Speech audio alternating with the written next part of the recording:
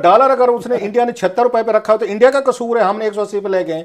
आपका dollar week है, अगर इंडिया ने स्ट्रांग रखा हुआ है, ये पता क्या करते हैं, डॉलर को उसको 3-4 गुना जरब दे के कहते हैं इंडिया का अगर हो ना 180 पे डॉलर तो उसको ये पेट्रोल पड़ेगा। ये हमें फिक्र बताए जाते हैं इंटरेस्टिंगली, और आवाम बड़ी बई करती है, बड़ी खुश होती है। ये भी भारत की साजिश है, लास्टली साजिश है कि उसने अपना डॉलर जो है ना 75-76 पे रख के जी पाकिस्तान का डॉलर जो है ना 180 पे ले गया। अगर हमने IMF की कंडीशन पूरी नहीं की तो सऊदी अरब 72 घंटे पैसे वापस ले लेगा। तो सऊदी अरब ने अपने पैसे वापस मांगे तो पैसे हमारे पास तो है नहीं, तो फिर मेरे ख्याल से ये जो एशियन डेवलपमेंट बैंक का कर्जा है ये हम सऊदी अरब को दे देंगे। और यानी ये कैसे करेंगे हम, क्योंकि उन्हें पता कि दिल्ली जाने से शायद कुछ मिल जाए, पाकिस्तान जाने से देना पड़ना है कुछ, और लेने और देने में बड़ा फर्क होता है। टर्की ने ड्रोन्स दिए हैं इंडिया को, तो जाहिर इंडिया उसे पेमेंट कर रहा है। अगर वही टर्की हमें ऑफर करे कि जी ठीक है 100 ना सही आप 10 खरीद लीजिए, तो क्या हमारे पास पैसे हैं देने के लिए? हम तो इधर उधर से मांगते फिर रहे हैं। IMF और पाकिस्तान के दरमियान कर्ज की अगली किस्त के वसूल का मामला खटाई में पड़ता दिखाई दे रहा है। पाकिस्तान और IMF के दरमियान $1 अरब के कर्ज के वसूल के लिए 12 जनवरी की डेडलाइन है, क्योंकि 12 जनवरी को मुज़ाकरात होने जा रहे हैं। लेकिन पाकिस्तान को इस बार भी कर्ज की रकम मिलने के इम्कान तकरीबन मादूम हो गए। वो प्रेसिडेंशियल ऑर्डिनेंस करें या ना करें, इनका वक्त आ गया है। ओहो, द पार्टी इज ओवर। नमस्ते दोस्तों, जय हिंद। हिंदुस्तान स्पेशल में आपका स्वागत है। दोस्तों, पाकिस्तान अपनी नाकामी छुपाने के लिए हर चीज भारत की साजिश बताकर अपनी आवाम को बेवकूफ नहीं बना सकता। पाकिस्तानी मीडिया ये खुलकर बता रहा है कि हमारा रुपया अब डॉलर के मुकाबले अपने सबसे निचले स्तर पर पहुंच गया। अब यह भी कह दो कि इसमें भी भारत की साजिश है। दूसरी तरफ IMF पाकिस्तान से मांग कर रहा है कि अगर उसे कर्ज की अगली किस्त चाहिए तो उसे टैक्सों में बढ़ोतरी करनी पड़ेगी। पाकिस्तानी मीडिया अपने देश को दूसरों पर निर्भर होता देख बहुत दुखी दिखाई दे रहा है। पाकिस्तानी मीडिया यह भी बता रहा है कि अगर कोई देश भारत जाता है तो उसे कुछ मिलता है, और अगर हमारे जहां आता है तो उसे कुछ देना पड़ता है। यही अंतर है भारत और पाकिस्तान में। इमरान खान की सरकार को अब इन बुरे हालातों में समझ नहीं आ रही कि वो क्या करे। सारी कौम इमरान खान को इसके लिए जिम्मेदार ठहरा रही है। पाकिस्तान तेजी से दिवालिया होने की तरफ बढ़ रहा है। बाकी पैसों का तनख्वाहों के पैसे नहीं है, कोरोना का वो कहां से देंगे? आर्मी के बजट का मैं आपको बता चुका हूं, स्टोर में और FBR में कोरोना के पैसे लगा दिए हैं। उसमें आपका आर्मी का बजट बता चुका हूं, 45% आपका लोकल रिसोर्सेज है, 55% आप कर्जों पे आके कर्जे ले रहे हैं, तो तनख्वाहें दे रहे हैं मुल्क और कौम का दिफा की। अब तनख्वाहें को पैसे नहीं है आपके पास। दूसरी तरफ खान साहब से सुने तो वो तो कहते हैं जनाब दुनिया का सस्ता तरीन मुल्क है। साथ में एक आर्गुमेंट जो है कि इंडिया में और बांग्लादेश के फिगर ले आते हैं, भाई वहां 4% 5% जो महंगाई है, आपके 11.5% महंगाई है। तो उनका डॉलर अगर उसने इंडिया ने 76 रुपए पे रखा हो तो इंडिया का कसूर है, हमने 180 पे ले गए। आपका डॉलर वीक है, अगर इंडिया ने स्ट्रांग रखा हुआ है, ये पता क्या करते हैं, डॉलर को उसको 3-4 गुना जरब दे के कहते हैं इंडिया का अगर हो ना 180 पे डॉलर तो उसको ये पेट्रोल पड़ेगा। ये हमें फिक्र बताए जाते हैं इंटरेस्टिंगली, और आवाम बड़ी बई करती है, बड़ी खुश होती है। ये भी भारत की साजिश है, लास्टली साजिश है कि उसने अपना डॉलर जो है ना 75-76 पे रख के जी पाकिस्तान का डॉलर जो है ना 180 पे ले गया एक तरफ। लेकिन ट्रांसपेरेंसी की जब बात आती है तो वहां तो डिलीवर करने की जरूरत है। मैं यहाँ पर सिर्फ ये सोच रहा हूँ कि एशियन डेवलपमेंट बैंक ने हमें इसलिए दिया है कि हमें IMF से पैसा मिल जाएगा, और IMF से पैसा जब मिल जाएगा तो इसलिए तो उसके लिए हमने सऊदी अरब से पैसे लिए हुए हैं। तो अगर हमने IMF की कंडीशन पूरी नहीं की तो सऊदी अरब 72 घंटे पैसे वापस ले लेगा। तो सऊदी अरब ने अपने पैसे वापस मांगे तो पैसे हमारे पास तो है नहीं, तो फिर मेरे ख्याल से ये जो एशियन डेवलपमेंट बैंक का कर्जा है ये हम सऊदी अरब को दे देंगे। और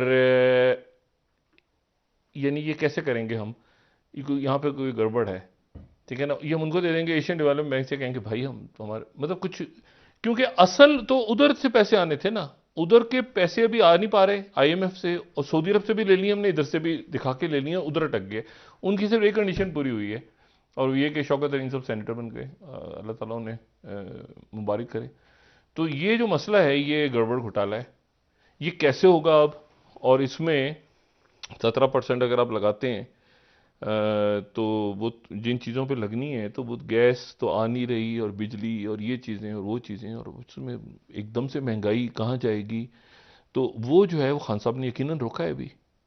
लेकिन मसला ये है कि इसके ऊपर मज़ीद, जैसे देखें मैं कल भी कह रहा था ना, out of the box Khan साहब फैसला करें कि मैंने नहीं जाना IMF के पास। जो मर्जी हो जाए, मैंने नहीं जाना। आईएमएफ और पाकिस्तान के दरमियान कर्ज की अगली किस्त के हुसूल का मामला खटाई में पड़ता दिखाई दे रहा है। पाकिस्तान और आईएमएफ के दरमियान $1 अरब के कर्ज के हुसूल के लिए 12 जनवरी की डेडलाइन है, क्योंकि 12 जनवरी को मुज़ाकरात होने जा रहे हैं, लेकिन पाकिस्तान को इस बार भी कर्ज की रकम मिलने के इम्कान तकरीबन मादूम हो गए हैं।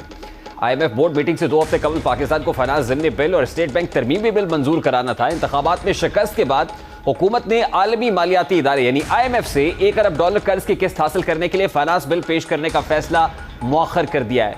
वफाकी काबीना ने बल्दियाती इंतखाबात में शिकस्त और कौमी सलामती पर पड़ने वाले असरात के तनाजुर में मिनी बजट और मुतनाज़ स्टेट बैंक खुद मुख्तारी बिल की मंजूरी रोक दी है।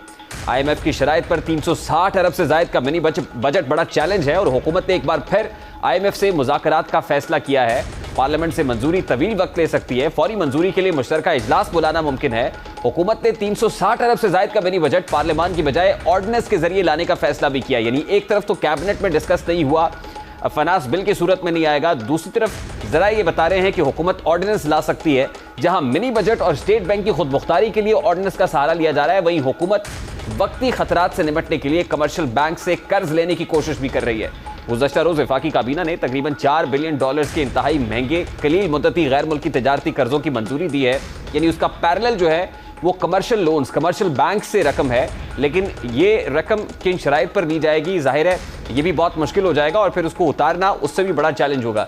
पाकिस्तान तहरीक इंसाफ हुकूमत स्टेट बैंक ऑफ पाकिस्तान को आईएमएफ की शर्त पर खुद मुख्तारी देने के लिए तैयारियों में मसरूफ है, लेकिन कौमी सलामती के इदारे इस बिल पर अपने तहफ़्फ़ुज़ात का इजहार भी कर रहे हैं। किसी भी मरकजी बैंक के लिए सबसे अहम मकसद महंगाई के वाज़े हदफ के जरिए कीमतों में इस्तेहकाम है, लेकिन ये एसबीपी तरमीमी बिल इन मकासद को हज़फ कर दिया है। पाकिस्तान की ख्वाहिश थी कि उसे मरकजी बैंक से कर्ज लेने की इजाज़त दी जाए, मगर आईएमएफ ने पाकिस्तान की दरख्वास्त को मुस्तरद कर दिया और स्टेट बैंक के बाबानी एहतसाब पर भी इत्तफाक नहीं किया।